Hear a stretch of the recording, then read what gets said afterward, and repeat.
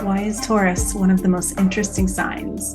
I mean, they're all interesting, aren't they? But there's something really important about Taurus, and we all have Taurus in our chart. So we're all working with this energy, and the sun is moving into Taurus. So we are going to look in this episode at that transition between Aries into Taurus. Before we go there, my name is Nafa Perkins of Electra Astrology. This is Awakening with Astrology. This is my way of helping the collective to see things more clearly.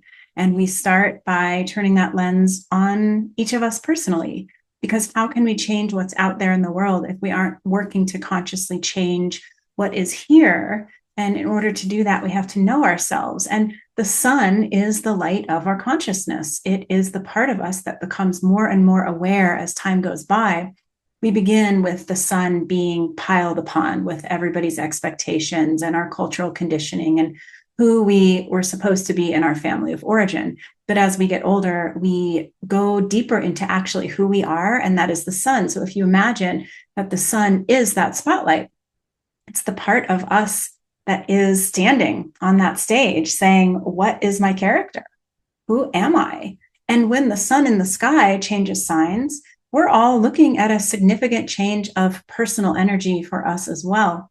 So we are diving into the transition between Aries and Taurus. These are edited episodes that came from my Star Narratives, the podcast, season 5. I am putting them all together in one cohesive batch so that you guys can easily access them. You can listen to these over and over again. You'll hear different stuff each time. And my style is to present this stuff in a way that you are inquiring and you're saying, oh, that does sound like me, or, oh, I've been there, I've done that, and I didn't really get it, but I'm starting to get it now. If you want to get your hands on my free astrology ebook or book a reading with me, you can find me and that ebook at electraastrology.com. I'm going to put the link to that in the box below. And I want to get back to this idea of Taurus being, in my opinion, one of the really special signs, because this is the second sign in the zodiac, which means that by the time we get here, this is where we look around and we realize that we do have a formidable power to grow, to create things that grow into fruition, to plant seeds that end up funding our abundance. With Taurus, we have all the power. And sometimes we don't realize that. It can take some time to actually get there to where we get clued into that. People say that Taurus is stubborn, and we know that there is a rigidity that goes along with Taurus. And sometimes Taurus can feel like boring or complacent. And those may be some of the shadow sides of Taurus. And we're going to get into it over the next few weeks because I have several Taurus episodes where we're going to dive in. Think about this archetype within yourself, that part of you that is so strong and so solid and so fixed and so sure of who you are and what you want and the outcome that you want to achieve. That's what I say about the earth signs, is sometimes the earth signs get this reputation of being like kind of boring or too practical or skeptical. But it's the earth signs that know how to work. It's the earth signs that know how to just get the thing done and how to keep showing up. So if you're somebody that has a hard time showing up and you're flaky and you want something, but you keep falling short in getting it, pay attention to this Taurus energy.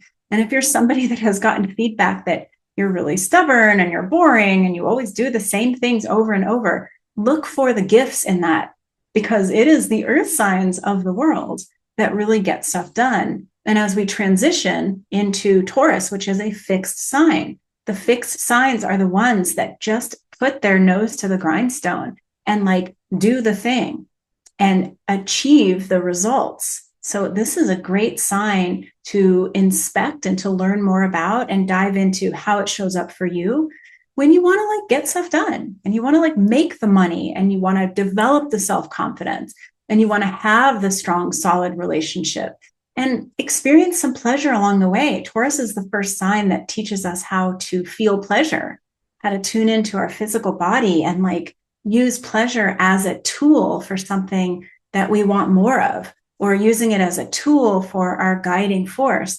With Aries, it's all about going to battle, screaming, yelling, opening up your mouth, and getting those needs met. In Taurus, things start to become more subtle and more pleasurable and more beautiful.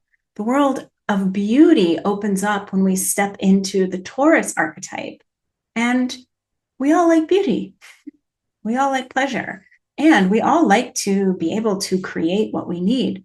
We don't want to be over in the land of Scorpio in the eighth house, waiting for other people to bring us our abundance. With Taurus, learning about Taurus really shows us how to stand in your own power and your own free will and create a life that feels really good and really fun and pleasurable and confident. So let's dive into the teaching, and I hope you learned something about yourself. All right, well, let's get started. Let's talk about this transition from Aries to Taurus. I always enjoy this change, maybe because I'm a Taurus, and it does feel like such valuable energy. Every zodiac sign is valuable energy. I mean, it's all a part of our process and what we're trying to do here on this planet in this particular life. And we start off with Aries, and Aries, all of the signs at the bottom of the zodiac, from Aries all the way to Virgo, are the personal planets, the personal signs, and the personal houses. So we are always operating with a baseline of these signs. And so we've talked through the last several weeks about Aries and how there's so much about learning who we are, learning how we enter the world and what we're doing here and what our priorities are, what we like, what we want more of, how to get it. We're also learning boundaries and how to advocate for ourselves. And we've talked a lot about what can go wrong and how we are not able to get those things done, or we have a hard time seeing ourselves clearly. Then, those are going to be issues that we're all dealing with for our life. That's just the nature of this human experience. Very rarely do we ever nail a lesson and then we've just done the lesson and we're done and it never comes back. So we are working with Aries stuff always. Now, when the sun changes signs, as we talk about here on this podcast every month, because the sun is so much a part of who we are, it really is our core, it's our foundation. When the sun changes signs, we feel that and our focus will become a little bit different. So, although we're still dealing with Aries questions of self confidence and boundaries and taking action, we are starting to change that a little bit. Aries is a cardinal fire sign. Aries shows up when the season is moving. Aries shows up in the northern hemisphere when it becomes spring. But we're still in that moving into spring. Buds are starting to pop. We're in this forward moving momentum. If you're in the southern hemisphere, this is when fall begins. Once the sun changes into Taurus, Taurus is fixed earth. The fixed signs always represent the timing in the season when that's what we're doing now. We're no longer moving into something, we're here. And now we settle in and we do the work. In the case of the Northern Hemisphere, we're doing the work of spring. We're doing the work of Earth. So the sun moving into Taurus shifts all of our focus a little bit. I like to talk about the body with Taurus. So this is where we begin to discover our bodies. Not only are we a being that has needs, that has to take action to get those needs met, but we also have these bodies. Our bodies have needs. Our bodies bring us messages. Our bodies inform us. And our bodies can help us navigate around the world and get what we want. But there's a lot to understand when it comes to our physicality. There's a lot to understand about how it works, because one of the things I'll be talking about through Taurus season is that it is slow work. When we are in the mode of quote unquote doing the work, that's what we're doing. We're right here. We're in it. We can't fast forward through it to get to the end. We don't want to keep starting over and over again. We don't really want to keep changing our minds either. So you'll hear me using the analogy of a garden when it comes to Taurus. You have to start the garden and then you wait for everything to grow. And in that waiting, you have to water, you have to fertilize, you have to weed, you have to make sure it's getting the right kind of sun. But you can't rush the process. Can't snap your fingers and have full grown strawberries. You are waiting. And that is part of the beauty of Taurus. And what we learn is that good things come with time. The same thing when we are getting to know our physical bodies. We have to take time to know what we like, and things will change over time. We will talk about Taurus as it relates to food and your preferences with food. What do you love? What do you hate? What do you love now that you used to hate? I used to have a big issue with cauliflower. It was something that made me gag, and I would avoid it at all costs. I don't think that I ate cauliflower after about the age of 10 until I was probably 35. And then I tried it again and I love it, which is a good thing because everything is made from cauliflower now. But we have these tastes that change, we have these needs that change. And the same is true for what we like physically, what feels good to us, the kind of physical touch that we enjoy, the kind of sense that we love or that we dislike, the kinds of foods, the kinds of clothing that we like. Taurus is a very embodied sign. So when we are doing our Aries work of trying to decide what we like and trying to figure out how to get more of what we like, by using our voice, by using our power, then we get into the Taurus, which says, this is what I like, and this is how I'm going to build more of what I like.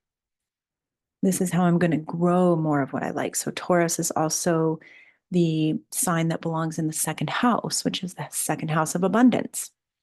And abundance is money, love, self-confidence. It's having enough of what we need. It's having a sense of stability and security. So we are becoming more concerned with those things as we are diving into our Taurus. Even if you don't have planets there, you still have it somewhere in your chart, and it's still obviously something that you have to work with. I mean, even the concept of money is something that everybody on the planet, for the most part, has to deal with. So we'll dive into why the archetype of Taurus can feel a little bit difficult right now because we want the things that feel good. We want the safety and the security and the stability and the pleasure, and we want the goodies. And yet, getting those goodies, first of all, takes time. The things that we value as goodies are going to shift and change. We're always looking out and we're seeing other people that seem like they have more of those goodies than we have, and we want more. And getting the goodies takes a lot of work. It is not always an easy dynamic, but it certainly feels good when we can get into that dynamic, comfortable with what we have and where we are in any given moment. Taurus is so much about comfort. And we're in a time period where things do not feel particularly comfortable. Things feel unstable. And we all, to some extent, have that squirrel within us that wants to get all the nuts to ensure that we survive the winter. So, this is an energy that we all would like to learn to master. And it is an energy that is difficult to master. And yet, there's something beautiful about just staying the course, staying with what is true, course correcting when needed, and sticking around, waiting for the fruits of our labors to show up. So, we're going to talk more about that in Taurus season. So, let's do an embodiment exercise before we move on to the astrology of the week. I invite you to just close your eyes and take some deep breaths. So, given that Taurus is so closely related to our senses and our sensual pleasures, our ability to enjoy life in its most simple form, go ahead and close your eyes if you are listening to this in a place where that's safe. Take a few deep breaths and just do a body scan. What are you noticing in your body? What is it feeling like? Adjust your body if you need to get comfortable, and begin to listen. Listen to the noises around you. What are you hearing now that you were not hearing before? Are there layers of noises and sounds that you were previously unaware of? And go ahead and just sense the temperature of the air on your skin. And how does your exposed skin feel differently than your skin that has clothes over it or shoes over it?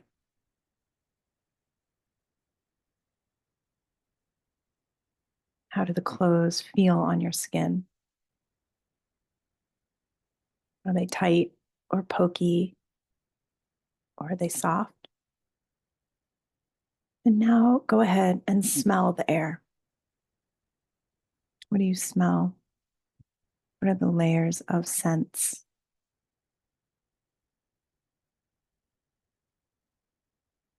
And for a moment, just exist in those parts of your senses. What you hear, what you smell, and what you feel.